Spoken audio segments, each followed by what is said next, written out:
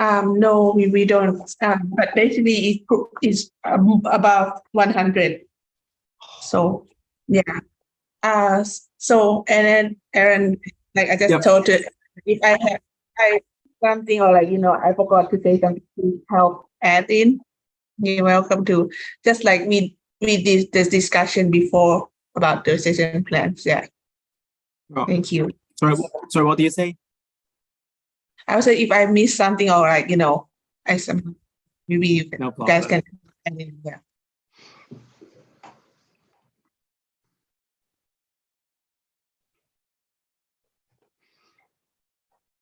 Okay, 1 more minute to go.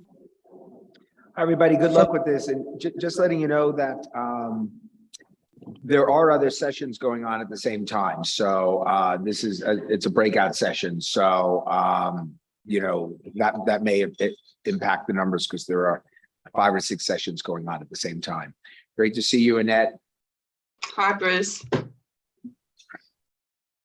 But we're in the grand ballroom watching you. Oh, there you are. I'm in the non-grand ballroom.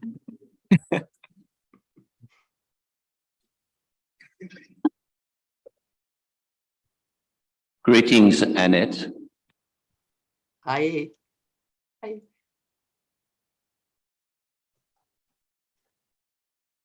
Hello, Annette. Hello, Aaron. Hiya, Andrew. It's been too long.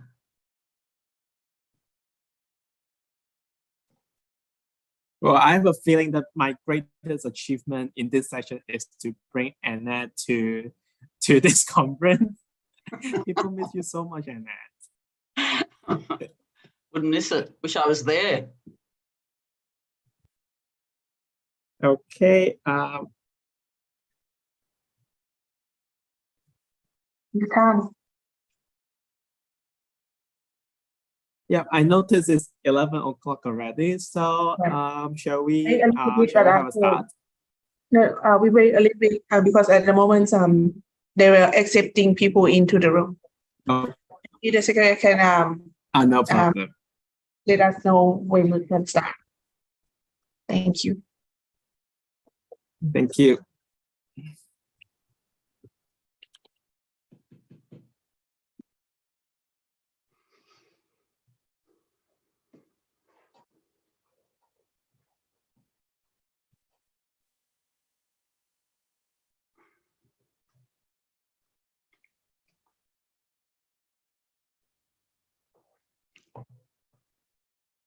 Hi Aaron, do you have to account join the Zoom?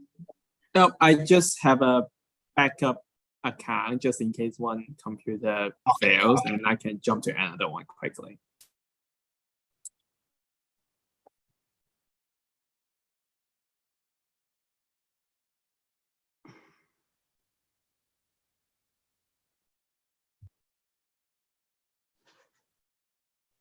And before we start, given that we have a breakout activities later, so may I invite all loud speaking audience to rename yourself, adding the word Laos at the end of your name, and all the Myanmar participants, that would be great in case you can also rename yourself and put the word Myanmar at the end of your name. So when we have the breakout section, we will group everyone from Laos in one group and everyone from Myanmar in the same group, just to facilitate the communication, and you can use your own language and express your idea freely.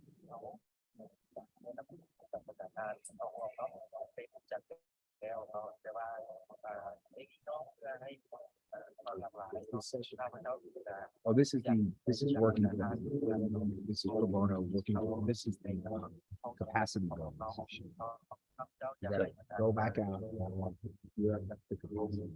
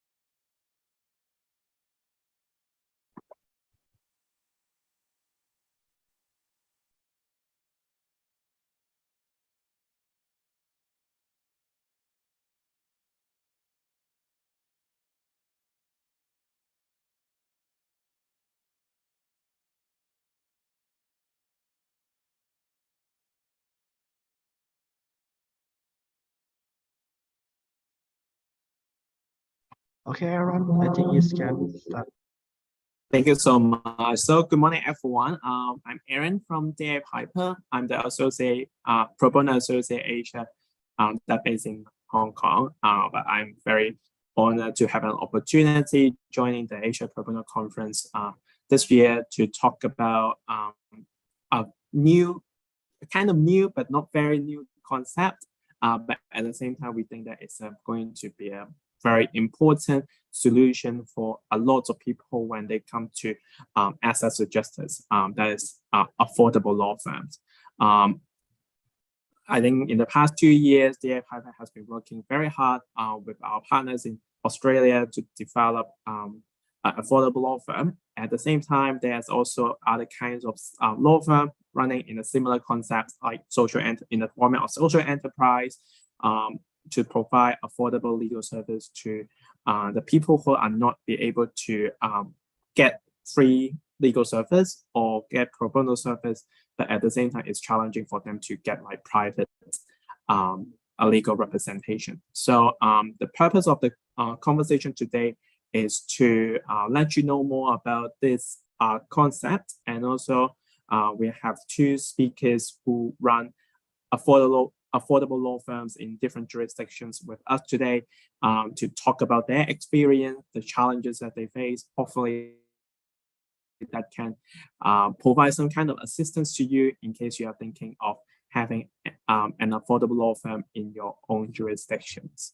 So let me just quickly share my screen. Okay. Yeah, here it is. So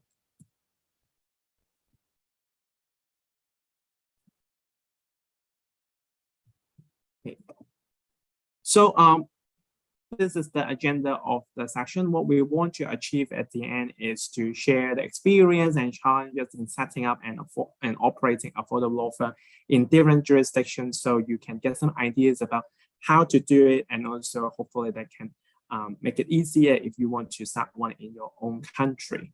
And we will talk about the idea, we'll talk about the concept, as also we will talk about what are the roles that affordable law firm can play in your community. And I hope that you will stay with us till the end of the session, because we will have a breakout activities at the end. That may be the time for you to think about with your groupmate about how to encourage people to support you in case you want to do a affordable law firm. And I'm the moderator of this session. I'm Aaron. I'm the pro bono associate of DA Piper. My main duty is to assist the Asia Pro Bono Director and also the pro bono team of DA Piper in managing our pro bono practice in Asia.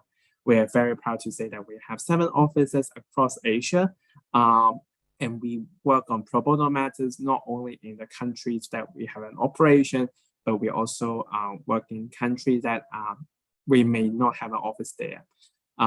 In DA Piper, we really cares about like access to justice and rule of law issues, providing like direct representation, and also supporting NGOs in enhancing access to justice is one of our commitments, and also the goal that we would like to achieve in our pro bono practice.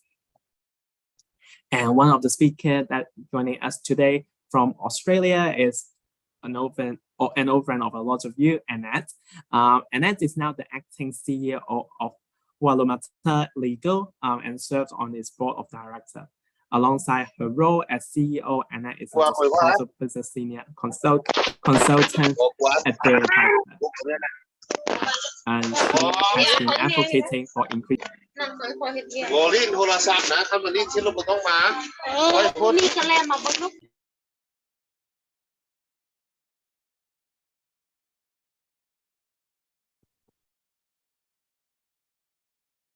Okay, Aaron, continue. You're on mute. No problem.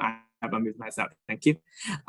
So in 2021, DA Piper and Macquarie University, along with a number of partner organizations, created Guatemala Legal to provide legal support to Australians can access the legal services they require, particularly in relation to family law matters.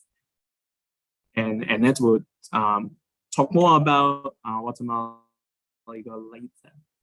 And another speaker that we have is Pavina. So Pavina is a lawyer based in Vientiane, Laos. She is a member of the Lao Bar Association, helping to foster clinical legal education here in Laos. She has partnered with various organizations in Laos, PTL, to develop training programs on knowledge, skills, and values for the legal profession here. Since 2013, she has been working with local and international organizations on fostering access to justice and the rule of law and creating a pro bono culture. She is also one of the founders of the Legal House Limited, a social enterprise law firm in Laos, providing affordable legal services to their clients. So I will spend the next few minutes to talk about the basic concepts of affordable law firm first, before I turn to the speakers and let them share more about their experience. So actually, affordable law firm, as the name suggests, is want to provide affordable legal services to people with moderate means in the community. This group of people may not be able to be eligible to get pro bono assistance because they may have money in their accounts and in their personal wealth. But at the same time, the legal fee remains very high for them to get a private legal representation.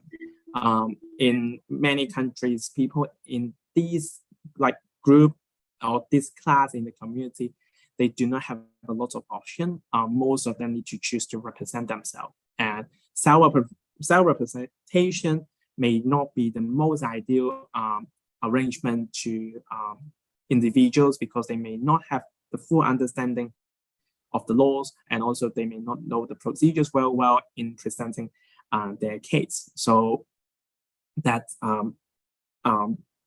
damage their chance of success that they should have in the legal system. So the target audience of affordable law firm is what we call the sandwich class in the community. And in order to do this, so first of all, affordable law firm is not a pro bono law firm. They will charge the client, but they will have various kind of fee arrangement to make sure that it's affordable just make it affordable for them to use. So for example, they will charge the fee that is at the level which is affordable to the low and middle income group.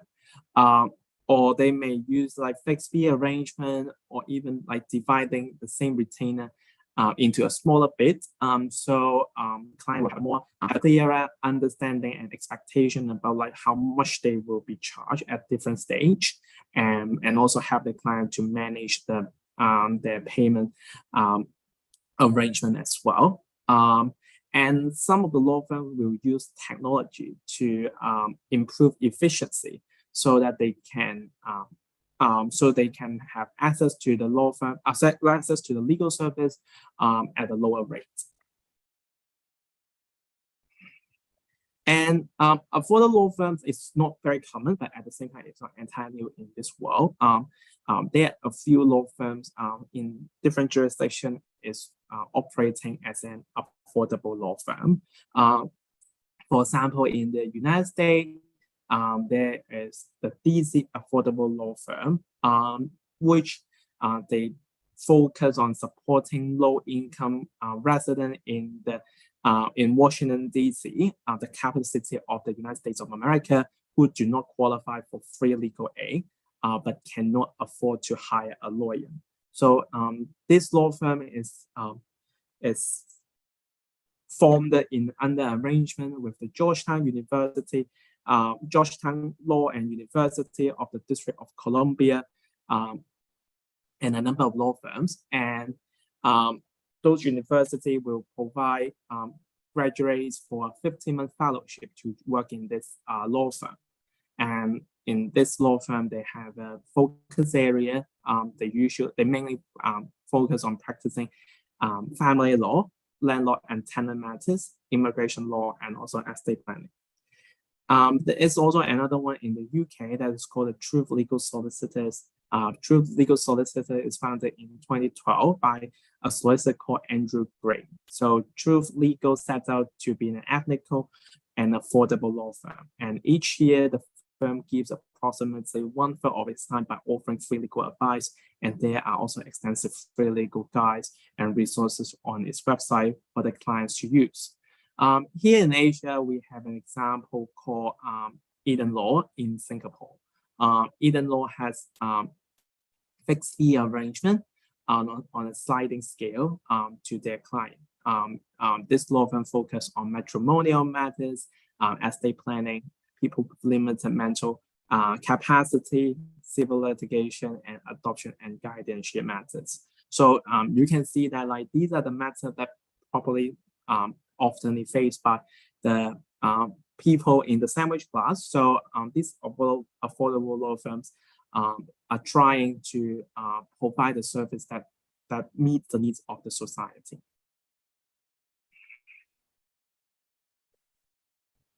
So now we turn to our panelists and hear from them about their experience in setting up an affordable law firm and also the challenges, and hopefully they can tell us more about their future plans. So we can learn, and perhaps if in case it's appropriate, then we can like copy and paste the experience in your own jurisdiction. So the first speaker that we have is Annette. So Annette is now currently in Sydney. Hi, Annette. Hi, Erin. Okay. So thank you very much, Erin. That was a great introduction to what we're doing here in this new model of law firms. First of all, greetings from everybody. From here, I am here in Sydney. To all the participants, wherever you are, and I want to send a special hello to all my dear friends in Laos, people like Pavina and Tip and others who helped launch that first Asia Pro Bono conference in Vientiane in 2012. Again, what trailblazers you were. We're still going, so well done. So you've heard a bit about Wallamatta Legal.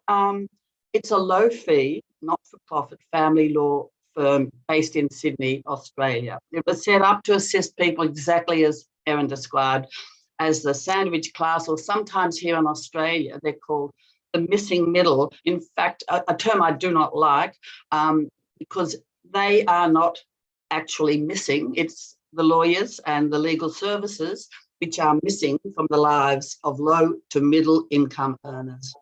Now, people in this income range earn too much to receive government-funded legal aid or pro bono. And government legal aid here is usually limited to people who are pretty much on the poverty line. But nor can this group of people in the low income bracket readily afford legal fees, and equal justice simply does not apply. So last year, Wallamatta Legal was set up by DLA Piper with the law school at Macquarie University. So how did this begin? Well, for some time now, it's been really well noted here that by government, Law Council of Australia and others, that lower income earners really struggle to obtain legal representation. And those of us, and many of you listening today, who've worked in pro bono for many years, have long known that a majority of the population cannot easily access legal advice and representation specific to their matter. So under the leadership of Nicholas Patrick, who is the pro bono partner at DLA Piper, we've discussed for some time what could be done to close the gap. And you heard from Erin already how our colleague Sheldon Krantz set up a prototype of what an affordable law firm could look like in Washington, DC with Georgetown University. It started in 2015, and it continues to this day and has grown, doubled in size. So back in Australia, Nick Patrick commissioned a report into the major areas of unmet legal need for the missing middle.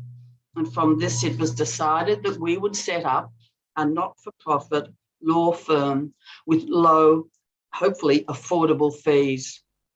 And also from this report, family law emerged as not only an area of immense unmet need, but also the one which we believe has the greatest risk of vulnerable parties without legal advice entering a cycle of decline into long-term poverty, particularly for the more economically vulnerable, usually the woman, and disproportionately affecting the welfare of children.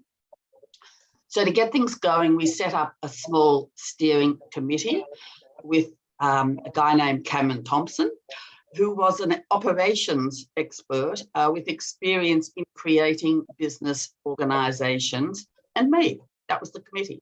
And DLA Piper since has funded all the salaries and other expenses, continues to do so during the pilot phase, and or until the law firm can carry all those costs if that comes sooner, which is our dream. Macquarie University provides us with offices on campus, office equipment, access to other university resources. Best of all, I think, is having a chance to work with the academic staff and students, and I like to think we are influencing students in this way of doing law. And 2 of the students have become our paralegals, and another group attend Wallamatter's legal clinic each week. So I've got a handful of tips that I want to share with you, things that I really felt helped me along the way. My number 1 tip is you've got to find a business admin person for your steering committee. Cameron joined us as a consultant and then became our inaugural CEO for 18 months. And his experience, his admin business experience were absolutely critical, invaluable to building our structure. So the mission of this organisation is to increase access to legal advice and representation in family law by using a tech-driven model with fixed fees and unbundled services. And what is particularly differentiating about us is that we provide our advice on property matters in addition to divorce and parenting orders. This is really important because free assistance has seldom been available in property matters. And it's this omission which has led to situations where people have had to walk away unable or afraid to assert their rights to property such as their family home. Our vision is to demonstrate that a low-fee model can become self-sustaining and that it can be replicated in other areas of law and in other locations, perhaps by us or others. It's very scary for me to say this next thing to an audience of pro bono leaders, but to test the financial viability of our low-fee model during the pilot stage, we will not be offering any pro bono assistance. So what is the business model?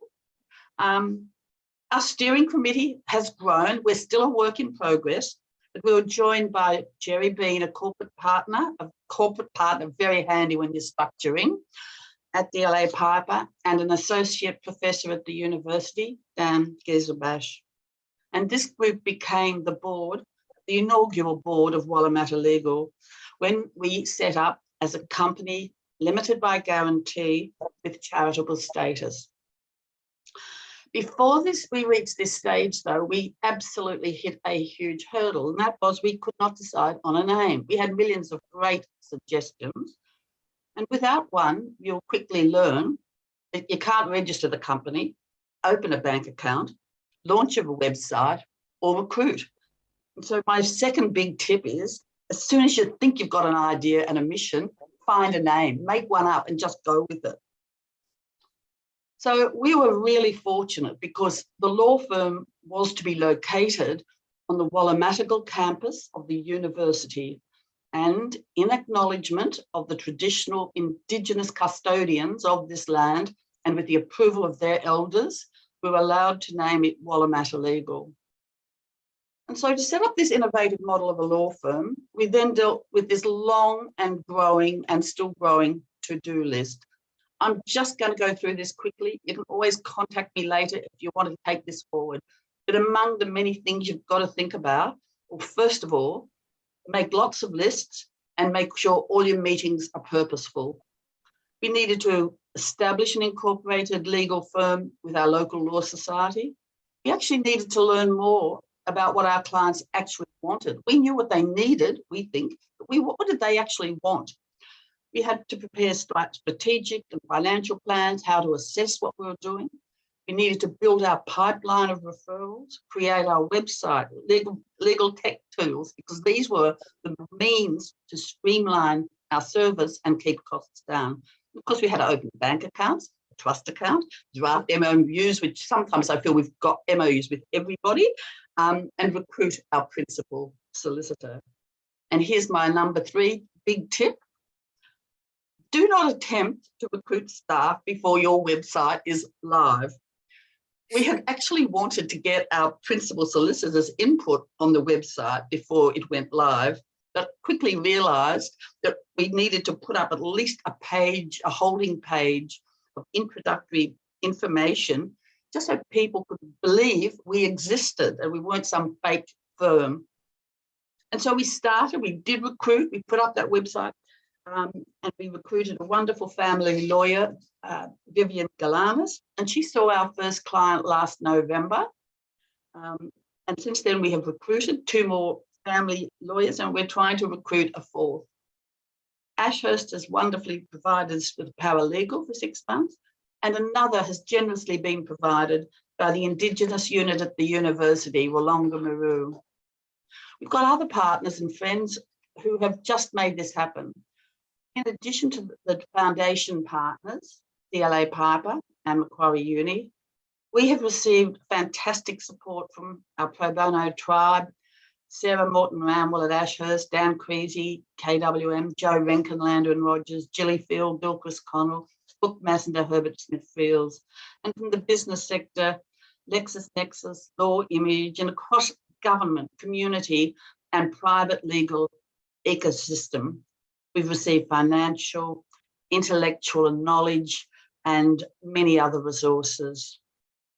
So my 4th tip, and this is kind of obvious, but I will say it, you've got to have your friends. You need friends to launch something like this. Start with your own networks, both professional and social, and don't be limiting in your collaborations and just link in with the predictable legal points.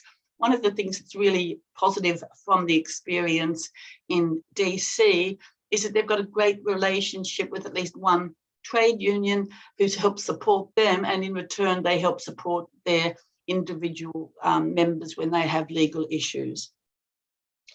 So I've been asked to talk about our achievements. It's a bit of a show-off thing to do when you've only been seeing clients since last November. But that won't stop me, because my absolutely very, very, very favourite achievement is we are open and operating. They'd say we'd never do it, but somehow we're there. And then my other, some of the other things that I really like, that they're not exactly achievements, but they're my kind of feel-good things are, we get these messages that we are possibly on the right track. When we hear from clients who affirm that there was no other source of legal representation available to them, when we have received requests from 2 other cities which are interested in replicating the model already, when we have been asked by other not-for-profit legal services to help train their lawyers to build family skills, especially in property matters and litigation. And the final point is, I know we're on the right track when we get such a response from the law school, its academics and law students who are really keen to get involved. And then the last couple of points, one is about what are the challenges? And I think it's quite tiring doing this, I have to say. And you really do feel like you are on a roller coaster that won't stop a lot of the time. And you also get people who will, be questioning this decision. It's not pro bono and it's not the right thing. You get a lot of that. We also have the issue that when we are at capacity, there is absolutely nowhere else we can send the clients. We have no other point of referral, which is super tough and just inspires us to try and keep growing or replicating. And the third big issue here is that most of our matters are already in litigation when we receive them. And this is vital work, but it's really time consuming for very law practice. It can limit the number of clients who we can assist at an earlier stage and before litigation, when we might be able to help them avoid going down that very expensive and painful path. We're building a good reputation for doing litigation, which is a positive, but we need to balance it out so we can reach more clients. So my final tip is don't be deterred by the cynics or those questioning. It's okay, just see that as helping you develop your responses to those criticisms. And especially don't be deterred by your own doubts. That's just part of the process of change, which I'm sure everyone listening to this is fully aware of. Then finally, I was asked to talk about future plans. I've tapped into that along the way, Erin. So I've only got one final thing to say. And really it is advocate, collaborate, and replicate a whole lot more. Thank you all very much for listening. Thanks, Erin.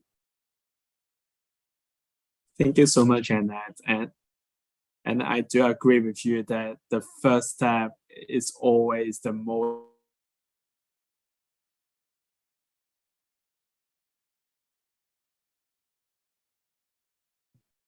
difficult one. And having the first step is already a huge achievement. So I understand a lot of you may have questions for Annette, but we will take question and answer after the next speaker shares her experience with you. And also just a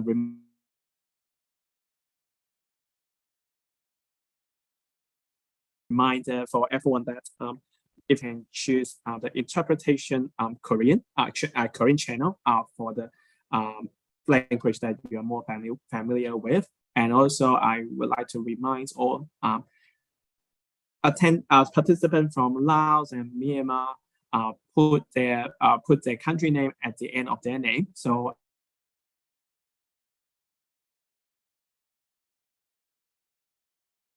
that will help us in our turn to Pavina for her to tell us more about what she and the legal house has achieved and has done in the past few years. So Pavina, may I turn it to you? Thank you very much. And it's nice to hear from recently what Annette has just shared, and I fully agree with Annette about taking this step. Hi everyone, my name is Pavina Tepitak.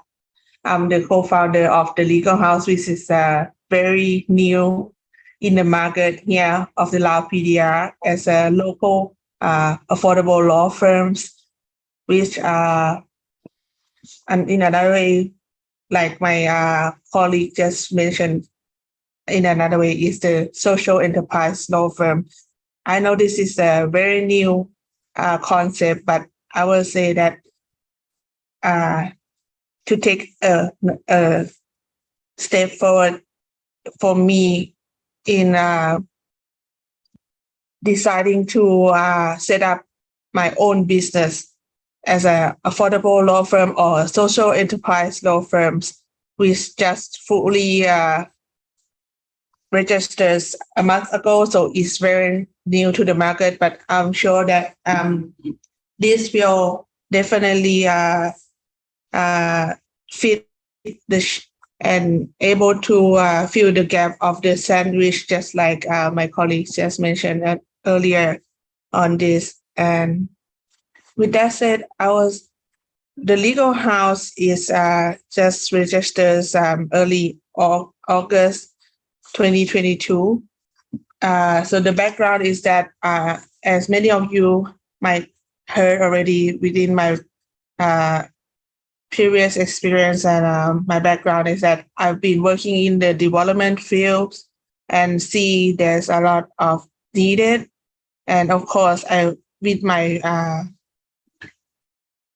my inspirations throughout the year since 2012 that I would like to be a lawyer, become a lawyer, and also have my own law firms helping the people and also further my careers in setting up my own business.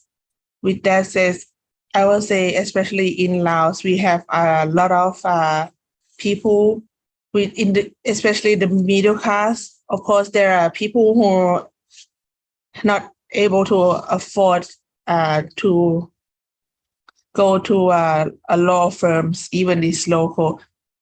These people, like NSA, that they can be going to the different legal service, especially the legal aid or the different pro bono service that are available, whether it's within the law institute itself. And however, there's still a missing piece that till now, there are only a few local law firms that has been established, and not yet. I haven't seen many social enterprise law firms that that doing business in this legal field, but also help to support the communities. That's why I have completely set up the law firm and set up a group called the supervisions of helping to support pro bonos to Pro Bono Hub. So this Pro Bono Hub is under my law firms that help to it works to help reach the peoples, especially whether there are my colleagues, my previous colleagues, my seniors, my journalists, whether they're lawyers or in the legal field that would like to provide pro bono services or work to support bono in different ways, whether they're from outside of Laos or locally. They can support pro bono work in Laos physically and virtually as the experience within 2-3 years when there's pandemic comes, as we see that support pro bono no more. There's no more support that needs to be physical. So another channels or another way that people can support pro bono can also be virtually. Wherever you are, wherever you are or which country are you from, if you have the legal background and would like to support pro bonos, they can register, which I will ask the secretary to help share the links, the Google form that people can people who are interested can click and respond, register themselves. And with that said, the legal house will review the registrations of the members and see which field they're able to support, whether as a supervisors for the law students or giving basic consultations services, or even work as a help support as a facilitators for in trainings or being trainings, because as people know that also in doing pro bonos, there are we have many level of expertise. So in order for people who are interested in the categories, when they start registering registers to the Pro Bono Hub, we will have that database to see what fit with their expertise and who or where or which organization or institute needs help. I would say I can give examples that recently I've got in touch with a local NGOs who support people with disabilities called DIMAS. They're working on health support advocate to review the policy documents of the Lao PDR related to people living with disabilities. However, they have the lack of legal background, and also they have limit funding resources, or they're not able to pay to get the service, or which is enough for them to get the quality service. However, this will also be another bridge for people in the legal field, whether international or local, can register to the Pro Bono Hub, and as the legal house can help reach them, and also working with working with the law firm to support the societies. Yeah. Can I ask the secretary to also shares the links in the chat for people who are interested? Back over to you, Aaron.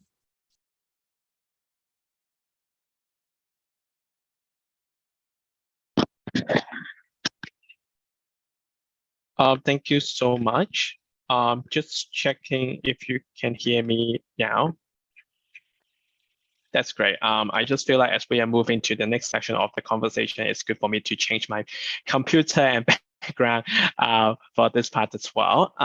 So in the coming next 30 minutes, we will do discussion, and also we will answer some of the questions that you may have to our two presenters about their firm and also the concept of affordable law firms. In case you would like to ask the question directly, please raise your hand. I will invite you to speak. And also, in case you feel more comfortable in typing out your question, and you can make good use of the chat function as well. As the moderator, I'm going to abuse my privilege to ask the first few questions while we are waiting for more questions to come. So I guess the first question I have is for Annette. I think that, like, in your presentation, you did talk about the need of providing affordable legal services to the sandwich class. I guess the question that I have is, in case that group of people is really that in need for support, so why don't you just do it on a fully pro bono basis, but do it as an affordable law firm? Is that like related to the sustainability of the not only the firm but also for the legal market as well? Sure. Would you mind just saying that again, Erin? Is it that why don't we do more pro bono here? I'm sorry, I just missed that bit. Yes. The question is why the firm is not doing fully pro bono, but but operate as a affordable law firm. Oh, sure. Is that related to like sustainability of the firm and also the legal market in the jurisdiction? Oh, great. It's a really good question. Thank you. There are a few reasons that have prompted this. It's partly for us to be able to actually meet this market. This market is currently not being met pretty much by anyone. So it's a way to do it. The fact is, I can't imagine there's a pro bono lawyer or someone working in pro bono, other people from pro bono services who do not have a completely full plate of requests all the time. And it's a question of capacity around that. It's also because the people who we are targeting at the moment are people who are in work. These are people who have jobs. And to give you a picture of that, here in Australia, many of them are people who are the kind of the first responders and all of those frontline workers that we really all saw over the last couple of years in COVID. And I give you some of the examples of that, obviously nurses, aged care workers, delivery drivers. All of these people have incomes, but the incomes and the typical most legal fees do not align. So we are trying to find a way to deliver legal services at lower costs so that what we will earn won't be as much as others, but the dream is to become self-sufficient, so to have this cover our costs. So at the moment, I can't imagine the number of pro bono practices expanding to an extent where it can reach. They estimate something like 4 million people in this country, where we have a population of roughly 26 million. I'm sure one of the other Australians could correct me. It's a significant number that cannot get assistance. So it's just trying to find that solution. And we also know that people who are in this category are people who can actually and do afford certain things in life. These are not people who are living on the poverty line. These are people who might own a car, they might have a mortgage, they just have very little disposable income, and they very much tend to live from week to week. Is that enough, do you think, Erin, for the moment? I hope that satisfies the questioner. Yeah, that's very clear, and thank you for the question on that. And I guess my next question is open to both Annette and Pavlina. I understand that Guatemala Legal focus on mainly focus on family law matters. So just wondering, like, and also like when I do my earlier presentation, in other law firms like the one in Washington DC, same for like the one in Singapore and the UK, they all have a specialized focus area rather than operating as a general practice law firm. So may I just know, like, why you have this preference of doing working on a focus area, and also how you both select the focus area for your firm? Sure. From the research we did at the outset to get a sense where were the greatest areas of unmet legal need, which was commissioned by DLA Piper, and it was one of the top 3 areas. And I personally was very interested in this. I once, many years ago, worked in women's legal service, domestic violence agency, and was really aware of the havoc and the dire circumstances that follow when people cannot get family law advice. And the vulnerable parties, be it the man, a woman, whatever, it just has a dreadful impact. In fact, here in Australia, we have this trend of homeless women. The numbers of older homeless women is growing, and there is some connection there believed to be from not having been able to get. We're still looking into how tight that is and getting statistics, but certainly the professional observation is it's often people who've not been able to get advice, not been able to get access to the property they should have got, because they get misinformation, they might be scared if there's domestic violence. So part of that motivated me personally, and I could see the need. And I think it was just no one else is doing it. And although some legal centres, many legal centres will provide some advice, and particularly around divorce and parenting, it's this property area that is completely neglected and critical to people being able to move on after this massive change in a relationship. That's why. And I just think it helps us be really clear. There's such a gap here. There's such a gap in the market. This is where we'll start. We will probably stay with family law at Walla Legal. Others who want to replicate this model, I would expect, will go into different areas of law. Now, am I allowed to ask you, Erin, are you there? I can see Michael Gill has a question, but maybe others do too. Erin, are you available?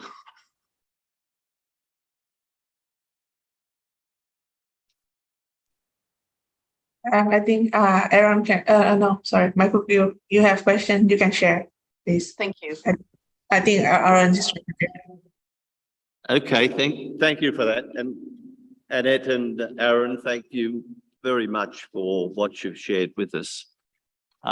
This is a personal story and it puts it all in some sort of context. My youngest daughter was a part-time Pilates instructor with 2 little children when her marriage broke up. And because she had the family, we were able to support her, including legal fees. And the issues have now been resolved. The cost in Australian dollars was 180,000. And there was not one day before a judge. In other words, there wasn't actually a day of contested hearing. That was lawyers having meetings, writing letters, drafting pleading documents, having registrars involved. And Annette, my question comes to you in this way. We have to take the system as it currently is, but surely the more significant, oh, well, not that, withdraw that. Surely an equally great challenge for pro bono lawyers is to bring far more simplicity to these processes that involve normal human beings. I thought you might like that question. Look, one of the things, we're working very hard to try and keep fees down from the legal services. At the same time, the other fees that people have to pay to go through the system, such as our family law fees, I think it's 990 Australian dollars. I'm sorry, is that maybe about 600 American dollars? I'm not entirely sure. In anybody's language, it's probably, it could be a week's wages for our potential clientele. It might be more for some, but it's basically too much. So part of it is around the fees, but we've been doing some research again with some of our friends in our pro bono tribe. We're trying to pull together some understanding of what's been happening, what happens to people who cannot reach the system. And it's almost impossible to find something. We've had a literature review done by our friends, and it seems that maybe not even for something like 20 years has anyone really dug into these questions. That's why I'm really waffly about saying, you know, I don't have stats. But this is what everyone tells us who works in this area. But fortunately, and I recommend everyone, when you want to bring about change, locate yourself in a law school and talk to the dean regularly, because they're just a wonderful, wonderful person. Lise Barry is the dean of the Macquarie University Law School. She's so supportive and so keen for us to work with their academics and the students to research some of these questions. Advocacy, law reform, because it's not just about the people in front of us, but at the same time, we're a tiny firm. I'm acting CEO, and we have 3 lawyers at the moment who are absolutely flat out busy doing the legal work. I want them to be able to gather data and give us information, but they really are not, and discuss the ideas, but they cannot be the ones driving this. And this is where the potential and where we're in conversations and planning with the university is so critically important. I agree. For people who want to and can pay certain fees, etc., great. But there are far too many who miss out, and that can actually lead to homelessness. Thanks, Michael, for that question. Have we lost Erin? Please generate being back. I would say I agree to what Ernest just said, and again, with that said, I think a lot more, not just in Laos or many of the countries throughout the globe that needs more affordable law firm, I would say, so that this middle class, like, you know, the sandwich class can, like, you know, that able to pay some fee or get legal services has this stand. I'll say. And Pal, can I make I'm going to ask a question. I can't see anyone else has got a hand up, but can you see that? I just don't want others to miss out. But I was going to ask you, in terms of how you are planning to structure your fees, are you doing it on a fixed fee basis? I wasn't quite sure about that. as opposed to billing, having doing hourly billing. That's our model. I'd love to hear a little bit more about your model, please. Yes, thank you. Thank you, Annette, for asking that. I will say, for my law firm, I will say I will stick with the hour rate because I will say in Laos, what they're actually for international law firm within Laos themselves, they also use the hour rate. However, this is not in a bad way, but because the international is quite high. For my law firm, I think I will follow the hour rate, but to what I've experienced and know is that many of the local and some of the international, many of the local, I would say nearly 95% of the law firm locally, they charge a percentage. So I would say that is quite hard to really set the affordable rate. So I think I've seen different experiences. I would say giving the hour rate should be should work more. But again, I still have a lot more to learn from. And you're really spot on, par with, and it's a great point. This is so much something that has got to be local. What works in your jurisdiction? So many of these items, won't overlay. I think there's another question. Is it Vish? I'm not sure. Can somebody else? I don't think I can let you in. I don't think I'm a powerful person. Rose, you want to say something? Maybe we have. Sure. Yeah. So what I was going to say is, and thanks everyone. And in addition to the hat I wear at Babsicle, I'm also a partner at the law firm Lana Lawyers in Chiang Mai, Thailand. And we do a lot of this affordable law firm work. And going to Annette's question about, do you charge an hourly rate or a flat fee? It depends. On some matters, if we're doing wills and similar documents, unless they're overly complicated, we're able to give relative flat fees, and we do discount fees, costs.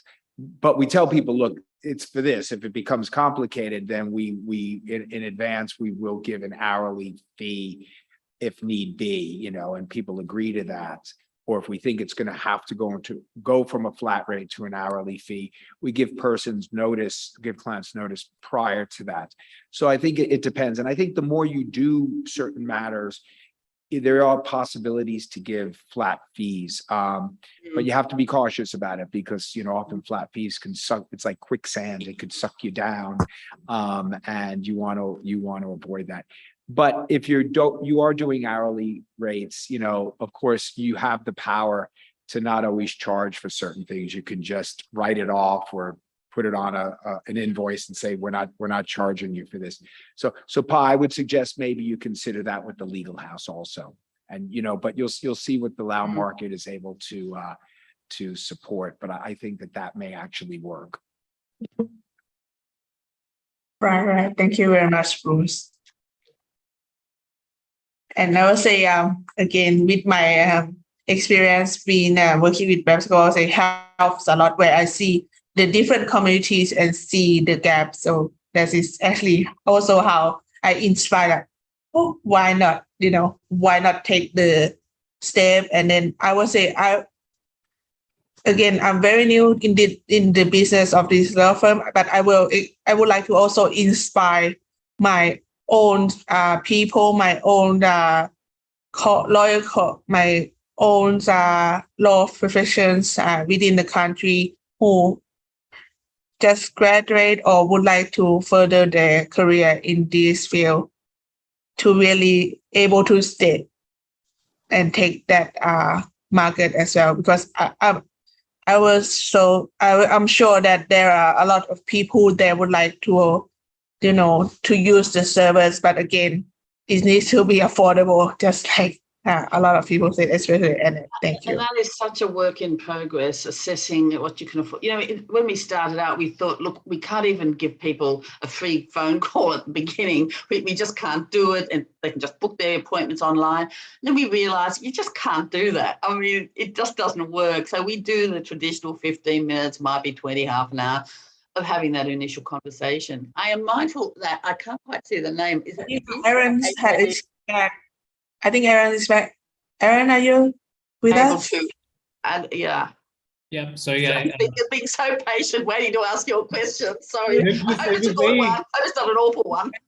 No, I think I'm, this is my revenge. It's going to be a very long and complicated question. No, but this is very, very fascinating to really hear from the horse's mouth. And, it's not very often that you hear such candid and sort of insiders information from law firms as well. And it's very, very fascinating, very interesting, and also very helpful to see how things work. My question is somewhat, it's not a straightforward question, so please do bear with me. But my question is, as firms, one of the things that we're aware of, as even a lawyer and a non-lawyer, and it doesn't take rocket science to know that pro bono comes at a cost, and not just the cost that the legal advice you provide, but also the administrative cost, right? Which is who's allotted what case, who gets what, and just spending time on whether you're able to take on a matter or not. So my question to you is that what, in your opinion, is the ideal way to structure that? Because I come from a clearinghouse perspective. What we do is we link our legal providers with our development providers, development sector, whoever needs legal advice. We say these are the different cases that they need legal advice on. Are you able to take this up? But my question is that what works the best for firms in order to find people or in order to find organizations who you can give pro bono advice to? So what is the most comfortable and the most ideal sweet spot for all the firms in terms of either clearinghouses, or would you rather have internal mechanisms for picking up pro bono? Would you have a clearinghouse system? So, what works the best? I hope the question is somewhat clear, and it's over to the panelists. Pa, did you want to go first on this answer? Or should Maybe I can speak a little bit. Thank you very much for the question or the sharing. I would say, in my point of view, is that in having a affordable law firm doing pro bonos and spot pro bonos, there's different ways, different means. And this is doing pro bono doesn't mean that you always need to use your own money or from the profit that you got from the firms to do pro bonos. You can separate,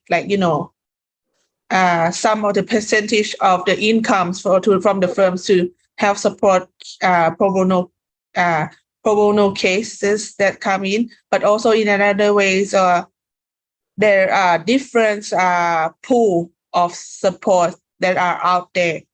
Whether they're big international law firms or companies that would like to help support pro bono work, but they are not able to do it themselves, that we can actually apply or reach out to them in some way. And also many, I would say, according to my experience, without yet starting my own law firm, I would say a lot of people comes to me via many networking, to me, and I will see what kind of issues that they have that come to me, and I will more like to see what the possibility they might eligible to get legal aid services that's provided by the government. So I will be more. I will see what's possible, and then if they're able in that category, I will refer them to the legal services, and I also follow up how they go with it. It's just like, okay, you go to those places instead of coming to me.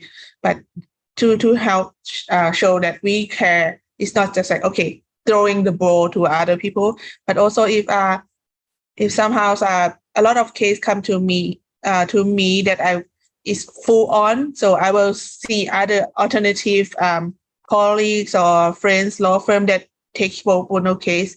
I will also maybe need to be referred to those law firm or private lawyers to help take that on as well.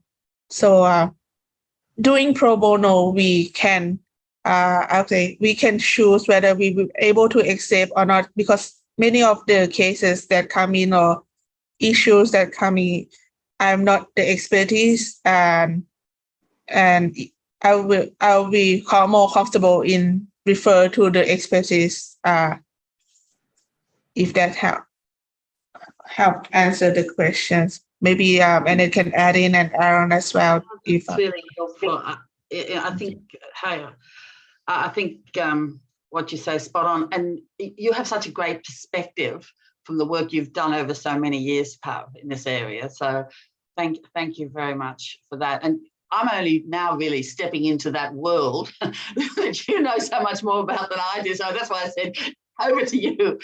I mean, in Wailamata Legal, it's a baby firm. And as I mentioned, we're not doing any pro bono right now. Of course, we've got plans in the future so that we can reach out to people who aren't going to be able to pay anything, that are not going to be able to get government funded or other pro bono assistance. And one of the ways we may be able to do that within the systems and structures that work in Australia, we actually might set up an adjacent thing called a benevolent fund, maybe attract donations or money for that. And so we can assist those people, but at the same time, the fund would be able to pay our lawyers so that our small, low-fee firm can keep functioning and keep doing what it needs to do. It's just an idea at the moment, and I'm really open to other suggestions. On the other hand, to go back to, I think, another angle of Vish's question in relation to, say, a big law firm like DLA Piper, and in terms of how you get the work or where you're going to put your resources. I think if we're looking at it from that angle, then it really goes back to understanding, and it's just so old-fashioned. It's just getting to know the people, doing what you can to meet the people, build a relationship, and understand. There's some people who will be a dream to work with. You've got the same goals. You're there. There are others who may not be quite in that relationship, but you can either help them develop in your image of what they should be, or sometimes you've just got to say, this won't be working right now. So I think it goes back to finding, if you find that nobody wants to help you in an area, and look, for many, many years, many of us have talked about these people in the middle, and no one really had a solution until quite recent years. But you just have to keep, I guess, talking, and then and people will work out a way. It's just sharing all the ideas in the room. And so I think, I hope that helps a little bit. Is that okay? Thanks very much. Thank you so much, Annette. Thank you so much, Pav, and everyone has joined the discussion.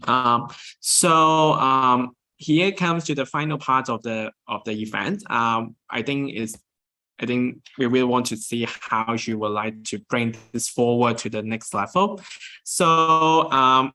So as I mentioned earlier, that we will have a brief breakout activity.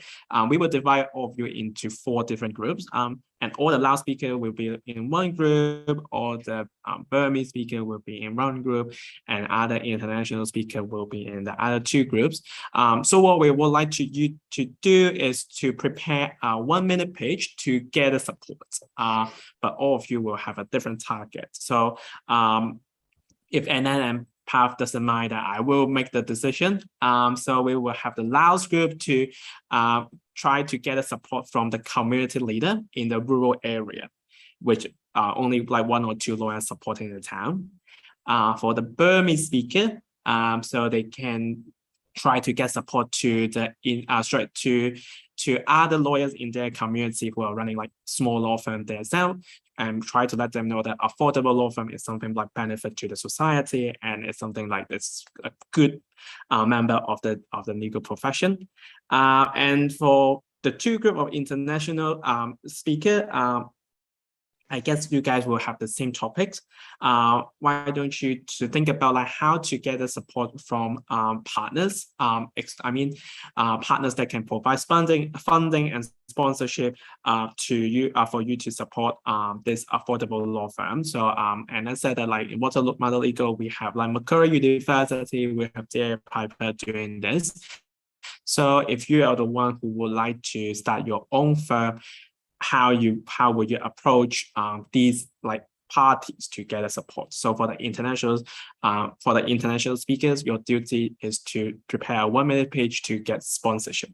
I hope it's clear to everyone, and we will come back in 10 minutes time, and Annette will be commenting your page and see whether there's anything that we can add to your page. So Secretariat, please bring the people into their own groups.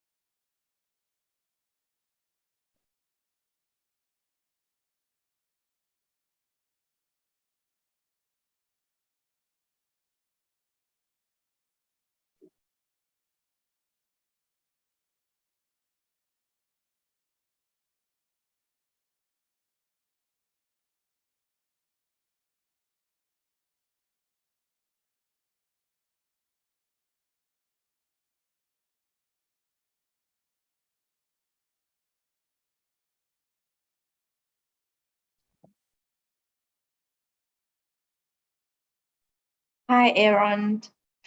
What the Yes. questions do you give them exactly in the group of Lao participants? They're still asking what is the question.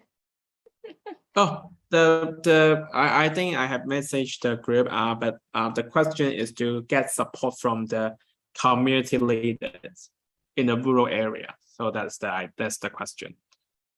Do you mean like the law firm will provide No, it's like assistance? the village head, the head. the leader in the town, this group of these kind of people. Yeah, Okay. not lawyer. Lawyer is for me and for the Burmese group. Thank you. Okay.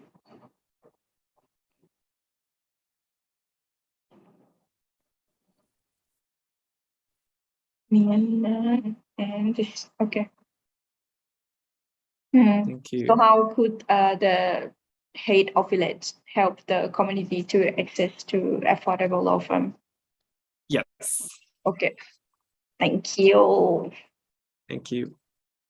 Very good room.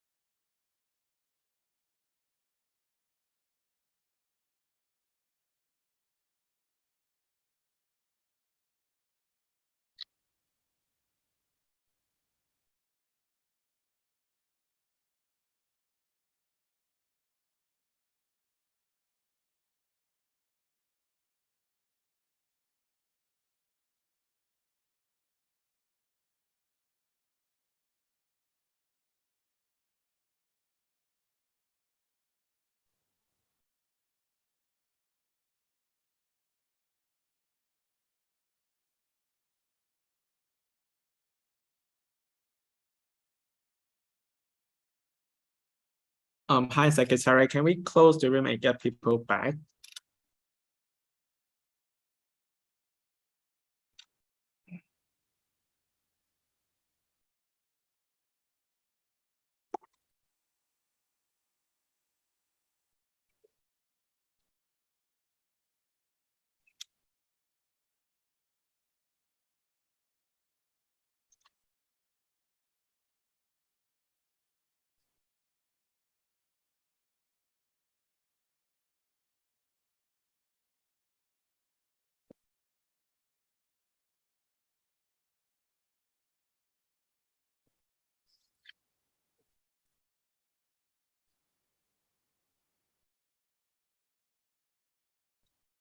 So, welcome back.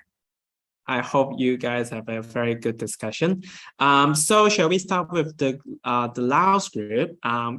In case you need to get a support from your community leader for the affordable law firm, what would you say?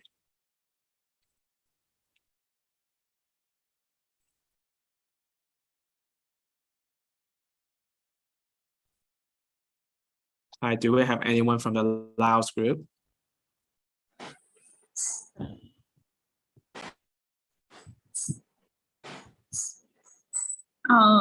Yes, I'm from Laos that we Yeah, what talk. did you guys discuss?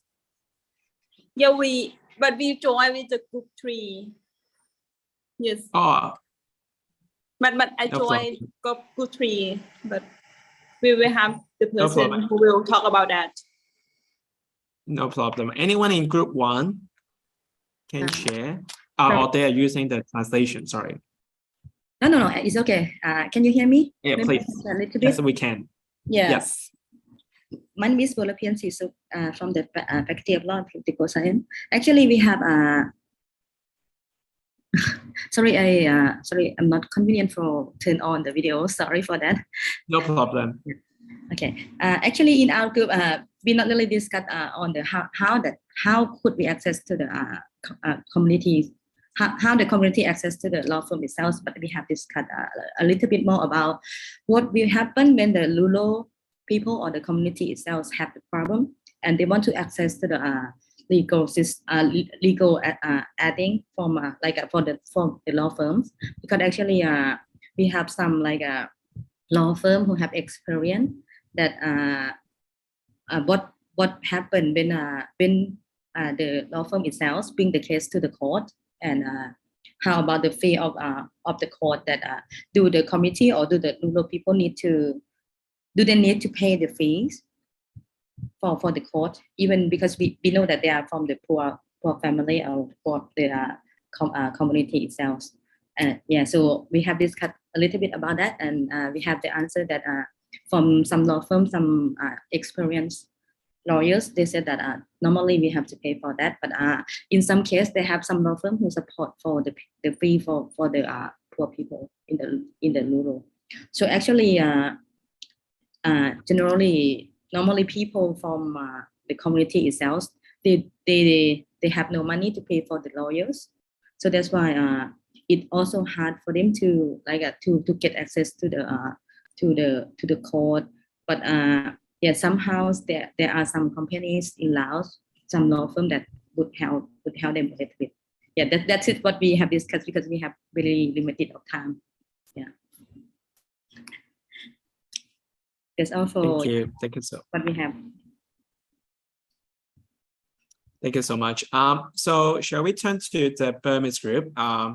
And you are being asked to encourage, get the support from the legal community, from the legal sector. Like, how will you do that? What will you say to the people in the legal sector about like this is a good thing for the community?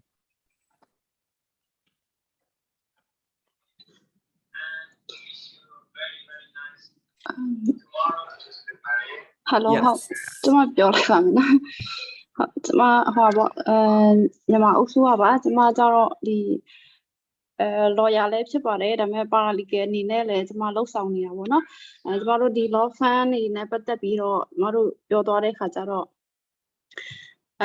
ဒီတက်လက်မှာရှိတဲ့ ဒီပြည်သူတွေပေါ့နော်ဒီဂျာထဲမှာရှိနေတဲ့တက်နေတဲ့သူတွေကိုပံ့ပိုးကူညီဖို့အတွက်ကျမတို့လက်ရှိမှာလည်းကျမတို့ဒီမြန်မာနိုင်ငံမှာရှိတဲ့lawyer တွေကလှုပ်ဆောင်နေပါတယ်ပေါ့နော်အဲ့လားဘယ်လိုမျိုးပုံစံနဲ့ကျမတို့သွားနေလဲဆိုတော့ကျမတို့ law firm ဆိုတဲ့ဟို sign board တော့ကျမတို့ထောင်ထားခြင်းတော့မရှိဘဲနဲ့ပေါ့နော်ဒါစိတ်တူတဲ့ဒီတငယ်ချင်းတွေကစုပြီးတော့မှကျမတို့အဖွဲ့လိုက်ပေါ့လောက်ထားတဲ့ဟာလေးတွေရှိတယ်အဲ့ဒီဟာမှာကျမတို့ဒီကုန်ကြစရိတ်တွေအနေနဲ့ခါကြတော့ကျမတို့ကဒီအဖွဲ့ထဲမှာဝင်ထားတယ်ဆိုရင်ကျမတို့ကလစဉ်ကြီးအနေနဲ့ကျမတို့ထည့်ပြီးတော့မှအဲ့ဒီလစဉ်ကြီးထဲမှာပဲဒီစရိတ်တွေပေါ့ဒီအမှုရဲ့စရိတ်တွေကိုကျမတို့ပြန်သုံးပေးတယ်ပေါ့နော်ဒီရှင်းနေရဲ့ဝန်ဆောင်ခကိုကျမတို့မယူဘဲနဲ့ပေါ့ဒါပေမဲ့တခုတော့ရှိတာပေါ့အမှုတွေကတော့သူ့ရဲ့တရားရုံးစရိတ်ပေါ့ဥပမာအမှုတွေတင်လို့တရားရုံးစရိတ်ကိုတော့ကျမတို့သူတို့ကုန်ကြစရိတ်အနေနဲ့တော့တောင်းခံထားတာတွေရှိတယ်ပေါ့ဟလာတော့ဒီလက်ရှိမှာကျမတို့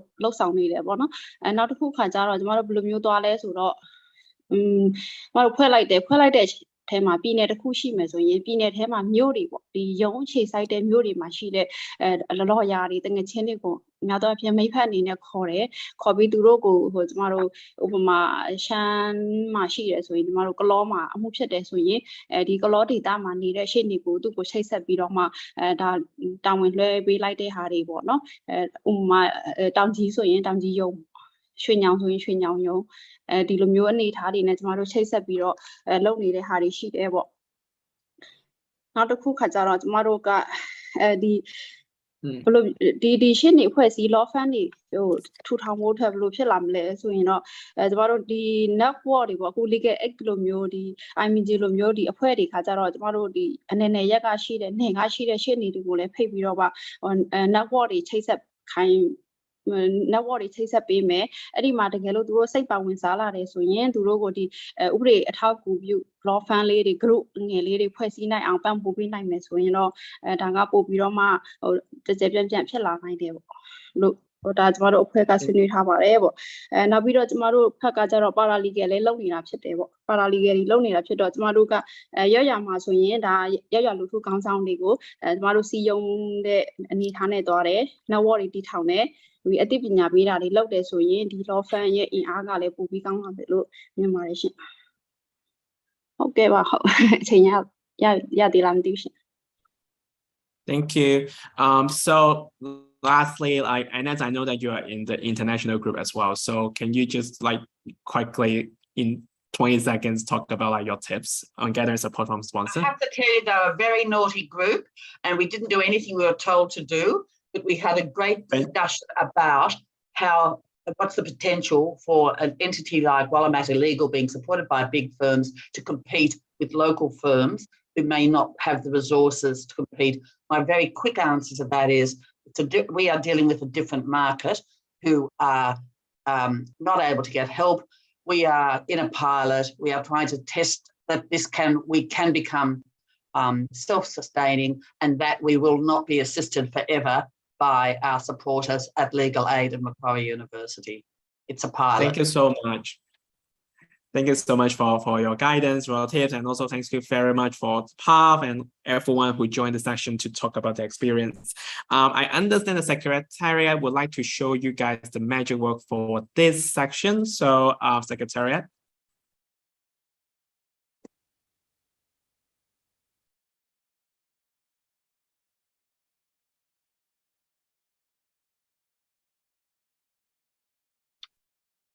Hi.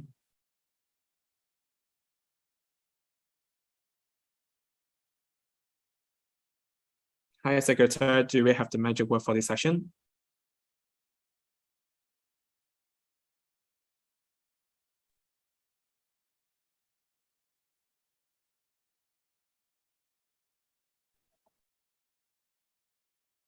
Well, while we're waiting for the magic word, I will try to get Secretary to show us the magic word. But please don't forget to support Pav.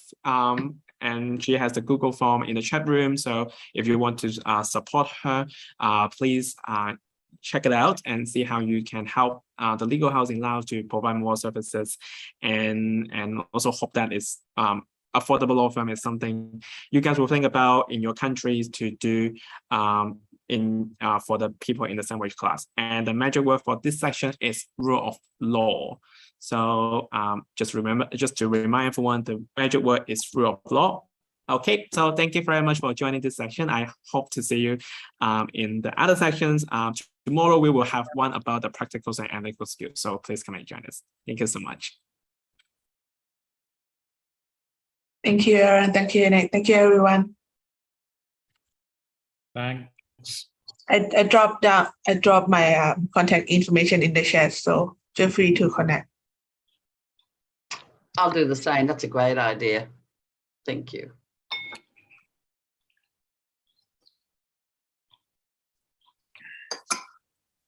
And don't forget to check out the Google form link if you're interested to be the member of the Legal Hub. Please feel free to.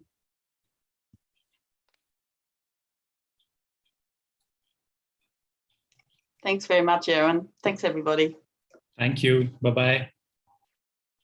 Thank you. Have a good day. Bye. Bye.